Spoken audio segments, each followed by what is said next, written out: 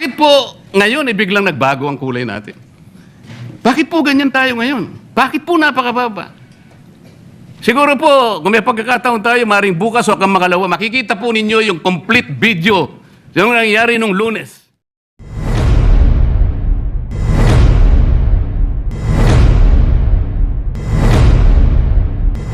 President, I got his word. He is not seconding the motion of my amiable friend, the former Majority Leader, Senator Mig Zubiri. Madam President, the motion was premised on Section 93 of the Senate Rules. May I read this again, Madam President? Acts and language which offend a senator or any public institution shall be deemed unparliamentary. Madam President, I have not heard any word from Senator Jaime Marcos that offended the sensibilities of our counterparts in the minority. I think what is being objected to, Madam President, which is not covered by the rules, are the videos that were presented during or before her speech. Pwede ko bang malaman, Madam President, kung yung pinay-strike out, kasama po yung video na nakita natin na kung saan ay nagsasalita ang ating kasama, Senator Risa Hontiveros. Kasi po sinabi niya, while BP Sara is in power, the threat of a full-blown Duterte comeback is still a very real and present danger. Sa akin po, walang problema yun. Opinion niya yun eh. And we have to respect that opinion. Yan po ba'y pinaalis natin? Gusto ko lang po malaman, isa-isahin natin. Pangalawa po, nakita ko rin po yung sarili ko. Kasi po, ako'y naanyayahan sa isang television program, tinanong lang po ako, totoo po bang merong connection yung coup? Kasi po, ang tawag coup eh. Hindi naman po coup, yung karaniwang nangyayari po sa buhay ng Senado yun eh. Palitan talaga yan. Maraming beses na po yan. Ang sabi ko po, kasi kinukonekta daw nila sa impeachment. Sabi ko, hindi po siguro. Sabi ko, dahil sa ngayon, 12 kami. Hindi naman kinakailangan naming mag-coup para lamang i-prostrate natin yung impeachment. Palagay ko po, hindi. Yung po bang opinion ko na yun, tatanggalin?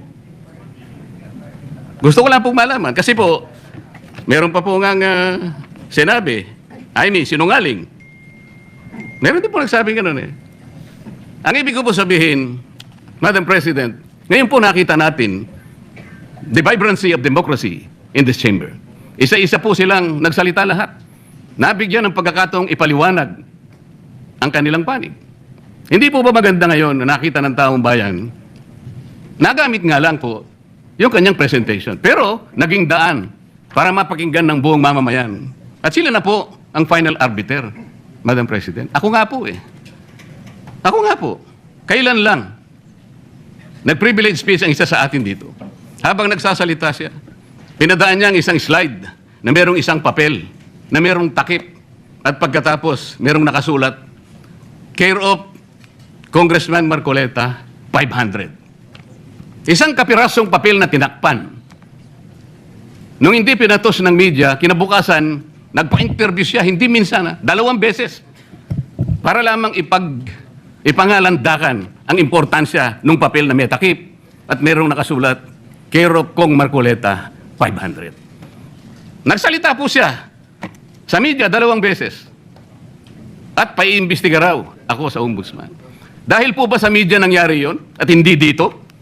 May diferensya po ba? Wala. Walang diferensya yun. Pareho lang yun. Napakasensitibo natin sa ibang banda. Pero hindi natin nakikita ang ginagawa natin. On the other hand, bakit po hindi nasasagot hanggang ngayon yung tanong ni Senador Risa? Bakit po tayo nagkaganito ngayon, Madam President? Kasi po, napigilan lang akong magtanong. Ngayon ko na po alam po ba ninyo kung bakit tayo nagkaganito, Madam President? Kasi po matagal ko nang sinasabi, 9 na buwan na po ang nakararaan, ngunit ayaw nating ituloy ang pag-iimbestiga sa flood control scandal. Isang pinakamalaking nakawan sa ating bansa. Parang ninakawan ng isang pamilya sa tanghaling tapat. At ang mga magnanakaw ay hindi nakamaskara. Nakakurbata lahat. Nakabarong Tagalog. Paano hindi masisira ang kumpiyansa ng mamamayan kapag tinalikuran natin ang ganong pananagutan? Ano pong sinabi pa sa akin? Imbes na sagutin nila yung privilege speech ko noon. Nasa pamimilit ko na, ito po ang tungkulin natin eh. Naging PNP chief kayo. Ako po'y humanga sa inyo noon. Hindi ko rin kukwento yung lahat ng ito. Bakit gayon? Bakit hindi natin gawin lahat yun? Alang-alang sa interes ng bayan. Kaya po tayo sumadsad ngayon dahil yung pananagutan na yun, pinipilit po nating pigilin. Ang dami po nating pinagtatakpan. Tumayo siya, imbes na sagutin niya ang aking sinasabi. Ano po sinabi niya? Kung ano-ano po sinabi, nagpalabas din po siya ng napakaraming video na kinakampihan ko si Diskaya, nag-blah-blah-blah, na ang asawa ko raw ay independent na ganito. Lahat po. Pati yung tayo ko sa Congress noon, na sinasansala ko yung mga kasama ko because ngayon ko lang nakita ang Vice President, nagpipresent siya ng budget for 2025. Inaaglahi siya sa budget 2022 and 2023. Yung mga ganun po. Bakit po ngayon biglang nagbago ang kulay natin? Bakit po ganyan tayo ngayon? Bakit po napakababa?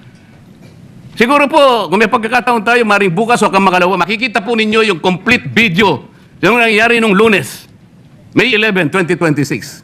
Kung paano, alas 7 pa lang ng umaga, nandito na yung tropa ng NBI na nakipag-coordinate sa opisina ng OSA. Sapagkat balak pala nilang hulihin ang isang senador. Hindi po ba? Nagkaroon na po ng admission. Tinanong ko pa nga yung ating former SP kung nakita niya yung warrant of arrest. Pinakita ba sa'yo? Sabi naman niya, hindi. Naniwala po ako ron. Ngunit bakit sinabi niya, o kung mag-coordinate kayo sa USAA. Alam po ba niyo, Madam President, kung ako po ang Senate President, kaya ko lang naman ginagawang halimbawa ito, Madam President, dahil hindi naman po ako magiging Senate President. Kung ako lang, hindi ko papayagan yon, Madam President. Bakit po? Respeto na lang sa premises ng institusyon na ito. Oh, gawin niyo ang gusto niyo gawin. Huwag dito. Nakikiusap ako. Utang na loob. Huwag dito. I will do that. Pero ano po nangyari? And the rest is history. Hinabol po ng hinabol. Kamuntik na pong nahulog sa hagdanan ng Senator Bato. Ganun po ba ang pagtrato sa isang senador? Sinasagot ko po yung tanong, bakit po tayo nagkaganito? Isipin po ninyo, bakit hindi kayo magsimula doon? Meron po bang isa sa mga minority counterparts natin ngayon, Madam President? Meron po bang isa na sumama sa akin nung ako'y nagsasalita na parang si John the Baptist, ako na lang ang isang nagsasalita. Ituloy natin ang investigasyon.